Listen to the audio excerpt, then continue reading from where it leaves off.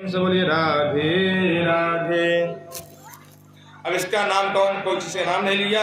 न विद्यते यस्य न जन्म कर्म वा न नाम रूपे गुणदेवोऽस्ति वा तथापि लोकाभ्यसंभवाय स्वमार्यातान्यनुकालमृक्षति। यह न किसी का नाम रुआ न जन्म लिया न गुण किसी का कुछ भी नहीं लिया। तो बताइए इसका उद्धार कौन करेगा। अब आज उद्धार इसका क्यों, यह नाम क्यों ले रहा है। जब दुख में सुमिरन सब करे सुख में करे न कोई। दुख में जो सुख में सुमिरन करे तो दुख काहे को होए। देखिए जिसके पास दुख है वह भगवान का सुमिरन कर रहा है, जिसके पास सुख है वह भगवान को भूल जा रहा है। जो सुख में भी भगवान का भजन कीर्तन करेगा तो उसको दुख कभी नहीं घेरने वाला। अब यहाँ पर तो पुनः भगवान का भजन कीर्तन करता है। नमो नमस्ते किल कारणाय निष्कारणाय भूत कारणाय स्वर्गाय मामनाय महार्णवाय नमो पवर्गाय परायणाय। सबके कारण संतों के जो निर्विघ्न हरता जो भगवत कृपा प्रसाद के भगवान नारायण हैं, मैं उनका वंदन करता हूँ। अब कब वंदना किए, एकदम उनका जब थोड़ा सा जब सूर्य जब बाहर गुजरात का बचा है तब भगवान का नाम लिए। अब इधर भगवान भी कहते कि जब नाम ये किसी का नहीं लिया तो जिसका जब वंदना नहीं किया तो वंदना केवल हमारी हुई। तो कहते हैं सबई नव देवासुर मर्दते यंग एवं गजेन्द्र मुपवर्ण वित निर्विशे प्रथम ब्रह्मादयो विविध लिंग विदाभिमाना। अब तो मैं ही जाऊंगा महाराज की जय हो, संदेशा लाया आत्मा का ध्यान किया है। अब वहां तो हाथ पकड़ कमला कहीं कहाँ जात ब्रजराज हाथों कमला सुनी री पहुँचे भगवान। अब वहां पर भगवान अपने बैकुंठ धाम से जब चल दिए तो कमला मतलब लक्ष्मी महारानी कह रही थी, हे ब्रजराज आप कहाँ जा रहे हो। तो हाथ तो कमला सुती, हे प्रभु हरि ह कहते ही वहां से भगवान कहते हैं, वो लक्ष्मी मैया कहती कि ह कहाँ जा रहे हो। इतने में वहां से इतने आगे आगे भगवान जा रहे, पीछे पीछे उनका गरुड़ आ रहा है। हाँ तो कमला सुनीली पहुँचे भगवान। जब गजराज वह भगवान को नारायण को देख लिया तो वही कमल को उठाकर भगवान को समर्पण कर दिया, प्रभु यह हमारे तरफ से आप भेंट ले लीजिए। उतने में भगवान वही उनका सूंड पकड़कर गजराज का तुरंत बाहर मारे और गजराज भी बाहर आया और वह ग्राह भी बाहर आया। बोले भक्तवत्सल भगवान की जय। अब वहां पर वहीं पर तत्काल ग्राह को भगवान सुदर्शन चक्र से उद्धार कर दिए। अब महाराज परीक्षित कहते हैं कि देखिए बताइए महाराज यह ग्राह कौन है, यह गजराज कौन है, इसका पूर्व जन्म का विस्तार बताइए। तो कहते हैं मुक्तो देवल सापेन हु गंधर्व सत्तमः। एक हु नाम का गंधर्व रहता था। वह सरोवर में जाकर एक बार देवल ऋषि जी स्नान कर रहे थे, उनका जाकर पैर पकड़ रहा था। वह देवल महाराज डर गए तो हु गंधर्व आकर बाहर आकर हंस रहा ही। हंसने जब लगा तो देवल महाराज कहते हैं जब जाओ तुम्हारा बहुत पकड़ने की इच्छा हो रही है, जाओ तुम्हें मैं श्राप दे रहा हूँ, जाओ तुम मगरमच्छ हो जाओगे, ग्राह हो जाओगे। अब वहीं पर वह ग्राह हो गया, मगरमच्छ हो गया। चरण वंदना करने पर उसको आशीर्वाद भी दिया, जाओ तुम्हारे भगवान के हाथों से तुम्हारा उद्धार होगा। प्रेम से बोले वृंदावन बिहारी लाल की जय। बोले यह तो ग्राह का हुआ। अब यह गजराज कौन है, बोले कि समय पूर्व राजा पांड्यो द्रविड़ सत्यम इंद्रदुम्न इति ख्यातो विष्णु व्रत परायणान।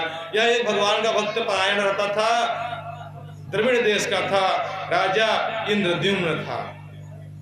इंद्रद्युम्न था। एक बार दुर्वासा जी महाराज जा रहे थे, दुर्वासा जी महाराज जब जा रहे थे तो यह इंद्रद्युम्न भी दुर्वासा जी को अनदेखा करके उनको प्रणाम नहीं किया।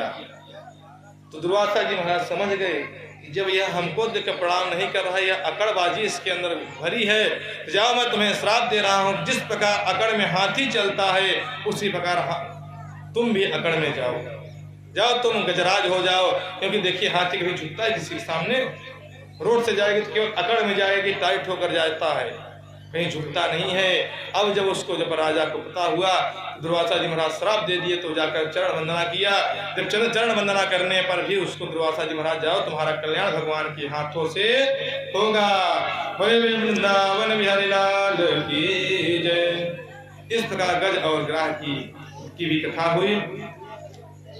अब आगे मिलकर सब लोग कहते हैं, समुद्र मंथन की कथा में आते हैं कि देखिए हर प्राणी देवता भी डर रहे हैं। देखिए देवता भी हर समय दैत्यों से युद्ध होता है, अपनी राजगद्दी सबको छोड़ करके इंद्र को भी जाना पड़ता है स्वर्ग छोड़कर, और इधर दैत्य लोग भाई हावी हो जाते हैं, ज्यादा बलशाली हो जाते हैं। इसलिए आप ऐसा उपाय कोई बताइए कि जिससे कि हम लोग अमरत्व तो हमको प्राप्त हो जाए। प्रेम से बोलिए राधे राधे। अब वहां पर विष्णु भगवान बोले कि देवता लोग तुम लोग जाओ समुद्र मंथन करो। बोले समुद्र मंथन में क्या होगा? बोले कि उससे अमृत निकलेगा, उस अमृत तुम लोग ले लेना, जिससे तुम लोग की फिर मृत्यु नहीं होगी और देवताओं को फिर तो आगे माया हो जाएगी। बोले कि ठीक है चलिए। तो बोले कैसा कैसा होगा? बोले एक मदराचल लीजिए, मदराचल लेके चल जाइए, सरोवर में ले जाइए, समुद्र में ले जाइए। समुद्र में लेकर जाइए तो वहीं पर उसको मंथन करिएगा समुद्र। तो अब आप तो क्यों अकेले के माथे तो होगा नहीं। कहते हैं देवता थोड़ा कमजोर होते हैं, दैत्यों के पास बल होता है, इसलिए तुम अकेले नहीं कर पाओगे, क्योंकि भाई तुम्हारे हैं, उनसे जाकर मित्रता करो। बोले भाई देखो चलो हम लोग समुद्र मंथन करते हैं। समुद्र मंथन करने पर उसका जो फल मिलेगा, अमृत मिलेगा, उसको तुम भी लेना और हम भी ले लेंगे, न तुम मरना न मैं मरूंगा। अब यहाँ पर क्या हुआ? अब राक्षस भी सोच रहे हैं कि देखिए आज कुछ उपाय से ही देवता लोग चले हैं मेरे पास। अब यह सब दोनों में सामंजस्य हुआ तो बोले चले ठीक है भाई, जब दोनों को जब अमृत मिलेगा, अमृतता जब दोनों को जब प्राप्त होगी तब तो रहना चाहिए, कोई बात नहीं। प्रेम से बोलिए राधे राधे। अब बोली चलिए कैसे चलना चाहिए। तब भगवान नारायण से सब लोग देवता लोग ध्यान किए कि चलिए आगे व्यवस्था करिए। बोले कि मदराचल पर्वत को ले चलिए।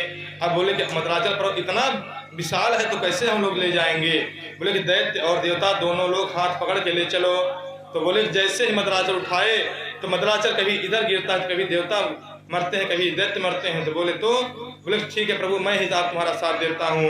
भगवान ने न गृहमो वयं प्रेक्षमहे रंग मंगलम स्वाध्याय सुध संपन्ना प्रत्यक्षा जन्म कर्मभिः।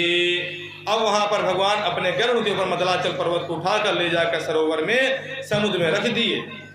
अब वहां पर बोले अब यह कैसे इतना बड़ा मदराचल कैसे घिसेगा, इसको मथानी क्या होगी? बोले जाइए आप शेष नाग को, बासुकी नाग को आप उससे भी कहिए कि तुमको भी मैं अमृत दूंगा, जब मैं तुमको अमृत दूंगा तुम भी अपना साथ दो। बोले ठीक है, बासुकी नाग भी तैयार हो गए। जब हमको जब अमृत मिलेगा हम कब तक ऐसे मरते रहेंगे, इसलिए हमको भी जब अमृत मिलेगा तो हम भी अमर हो जाएंगे। चलो मैं भी ठीक हूँ। अब बासुकी नाग को वहां मथानी बनाई गई, मतलब रेती बनाई गई। मथानी कौन बना? मदराचल पर्वत। अब जैसे वहां जब मंथन शुरू हुआ तो मदराचल पर्वत विशाल था, वह धसा जा रहा है। अब सब लोग क्या बोले कि क्या होना चाहिए? तो वहीं पर तत्काल भगवान नारायण कच्छप अवतारी बोले कच्छप भगवान की जय। और वहीं पर जब कच्छप भगवान नीचे बैठ गए, उसी के ऊपर मदराचल पर्वत रखा गया।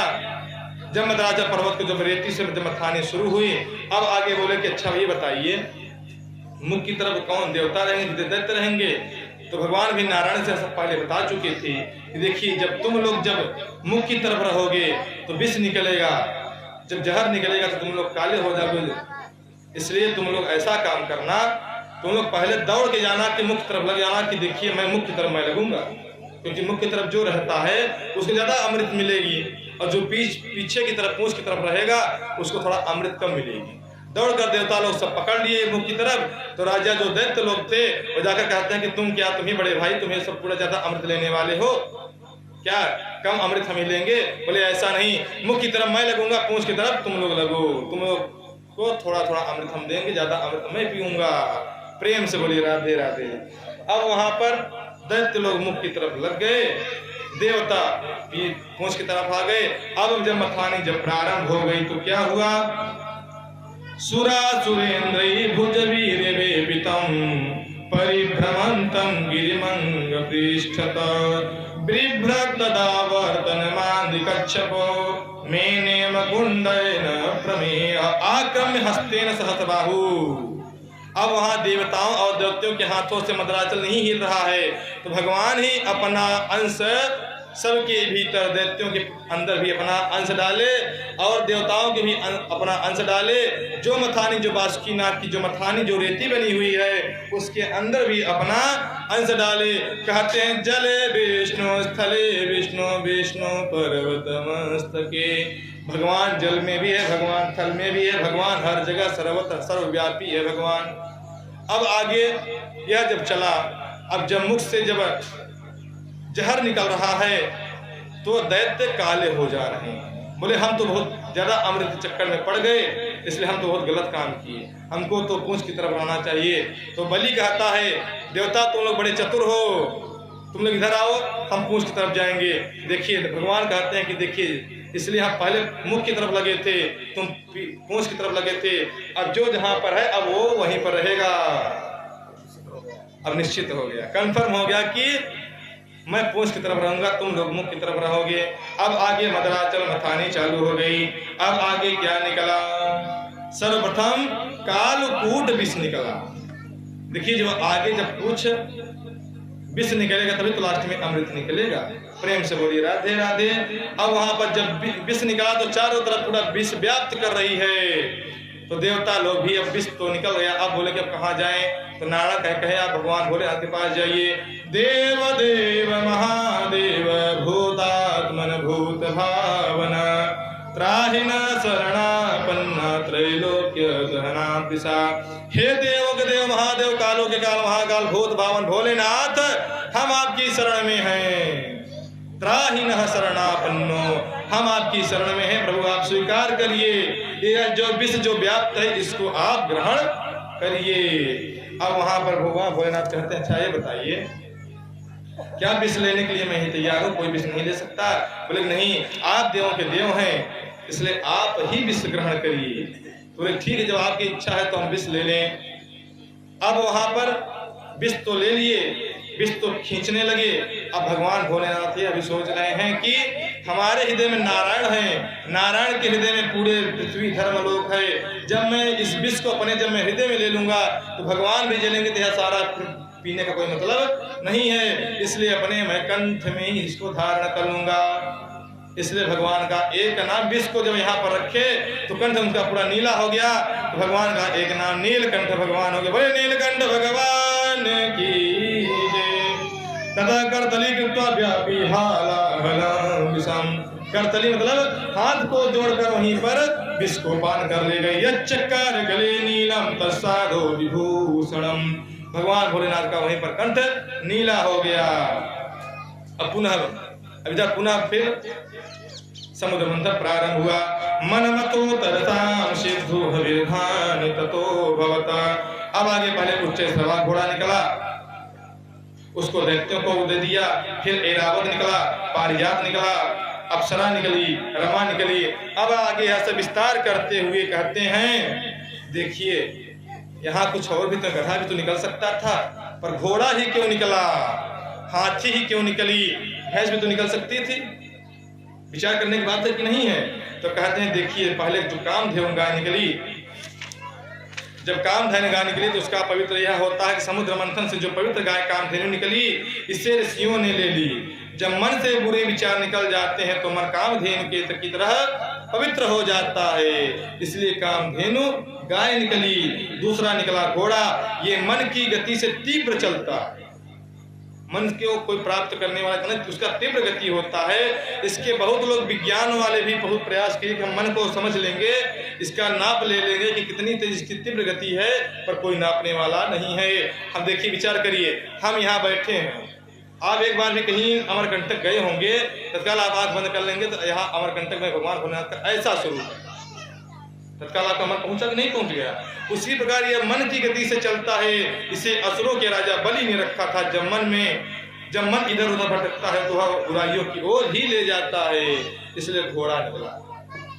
तो बोला हाथी, बोले इसे देवराज इंद्र ने रखा। ऐरावत हाथी शुद्ध बुद्धि का प्रतीक है।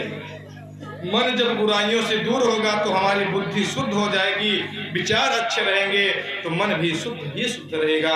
इसलिए वहां पर ऐरावत हाथी निकला जो देवराज इंद्र को दिया गया। अब आगे मणि निकली।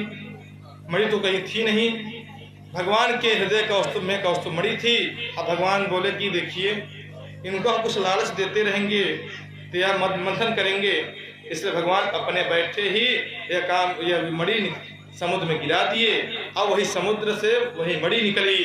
तो कहते हैं मणि का क्या प्रतीक है? कहते इसे विष्णु भगवान ने हृदय पर धारण किया था। ये मणि भक्ति का प्रतीक है। जब मन से बुरे विचार निकल जाते हैं, बुद्धि शुद्ध हो जाती है, तब मन में भक्ति जागती है। भक्त को कृपा मिलती है, यानी भगवान के हृदय में स्थान मिल जाता है। जिस भक्त के हृदय में भक्ति ज्ञान वैराग्य होगा वही भगवान की शरणागति ले सकता है, नहीं तो कोई शरणागति लेने वाला नहीं है। हम बहुत सोचते हैं कि हम आज कथा में जाएंगे, पर कथा की जो आपके अंदर जो भक्ति ज्ञान वैराग्य नहीं है तो आप कथा में नहीं जा सकते हैं। फिर आगे कल्पवृक्ष निकला। इसे देवताओं ने स्वर्ग में स्थापित किया था। कल्पवृक्ष सभी इच्छाओं को पूरा करने वाला है, पर हमें मोक्ष को देने वाला नहीं है। हमें मोक्ष को देने वाला श्री भागवत भागीरथी ही है। बोले भागवत भगवान की जय। अब आगे रंभा निकली, देव देवताओं के पास गई। ये काम वासना और लालच की प्रतीक हैं। जब हम भक्ति करते हैं तो हमें काम वासना और लालच जैसी बीमारी बुराइयों से बचाना चाहिए। मान लीजिए हमारे सामने भगवान आज प्रकट हो गए, तो आप भगवान से क्या मांगेंगे? हमें कोठी दे दीजिए, हमको महल दे दीजिए, हमारे को गाड़ी मोटर सब कुछ दे दीजिए, आप यही तो मांगेंगे। आपके पास नातिन रहेंगे तो कहेंगे हमको एक बढ़िया सा नातिन के विवाह के लिए बढ़िया योग्य वर दे दीजिए, आप यही तो मांगेंगे। पर आप यह नहीं मांगेंगे हमको प्रभु आप अपने शरणागति में ले लीजिए, आप हमको अपने वैकुंठ धाम में ले लीजिए। आप यह कभी नहीं मांगेंगे। प्रेम से बोलिए राधे राधे।